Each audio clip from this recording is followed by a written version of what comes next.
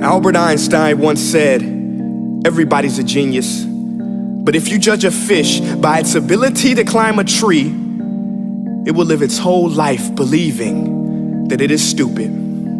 Ladies and gentlemen of the jury, today on trial we have modern day schooling. Glad you could come. Not only does he make fish climb trees, but also makes them climb down and do a 10-mile run. Tell me, school, are you proud of the things you've done? Turning millions of people into robots, do you find that fun? Do you realize how many kids relate to that fish swimming upstream in class, never finding their gifts, thinking they are stupid, believing they are useless? Well, the time has come, no more excuses. I call school to the stand and accuse him of killing creativity, individuality, and being intellectually abusive. He's an ancient institution that has outlived his usage. So, Your Honor, this concludes my opening statement, and if I may present the evidence of my case, I will prove it. Proceed. Exhibit A. Here's a modern day phone. Recognize it? Here's a phone from 150 years ago. Big difference, right? Stay with me. Here's a car from today, and here's a car from 150 years ago. Big difference, right? Well, get this. Here's a classroom of today, and here's a class we used 150 years ago. Now ain't that a shame? In literally more than a century, nothing has changed. Yet you claim to prepare students for the future? But with evidence like that, I must ask, do you prepare students for the future or the past? I did a background check on you and let the record show that you were made to train people to work in factories, which explains why you put students in straight rows, nice and neat, tell them sit still, raise your hand if you want to speak, give them a short break to eat, and for 8 hours a day, tell them what to think. Oh, and make them compete to get an A letter which determines product quality, hence grade A of meat.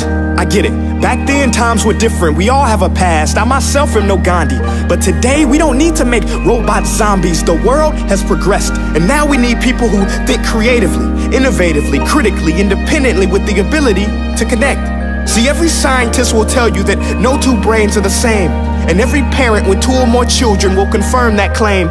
So please explain why you treat students like cookie cutter frames or snapback hats, giving them this one-size-fits-all crap. Watch your language. Sorry, Your Honor, but if a doctor prescribed the exact same medicine to all of his patients, the results will be tragic. So many people would get sick, yet when it comes to school, this is exactly what happens, this educational malpractice, where one teacher stands in front of 20 kids, each one having different strengths, different needs, different gifts, different dreams, and you teach the same thing the same way? That's horrific. Ladies and gentlemen, the defendant should not be acquitted. This may be one of the worst criminal offenses ever to be committed. And let's mention the way you treat your employees. Objection. Overruled. I want to hear this. It's a shame. I mean, teachers have the most important job on the planet, yet they're underpaid? No wonder so many students are short-changed. Let's be honest, teachers should earn just as much as doctors, because a doctor can do heart surgery and save the life of a kid, but a great teacher can reach the heart of that kid and allow him to truly live. See, teachers are heroes that often get blamed, but they're not the problem. They work in a system without many options or rights. Curriculums are created by policymakers, most of which have never taught a day in their life. Just obsessed with standardized tests. They think bubbling in a multiple choice question will determine success. That's outlandish. In fact, these tests are too cruel to be used and should be abandoned, but don't take my word for it. Take Frederick J. Kelly, the man who invented standardized testing, who said, and I quote, "These tests are too cruel to be used and should be abandoned." Ladies and gentlemen of the jury, if we continue down this road, the results will be lethal. I don't have much faith in school, but I do have faith in people.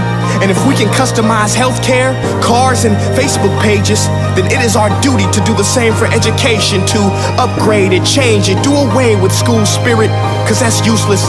Unless we're working to bring the spirit out of each and every student, that should be our task.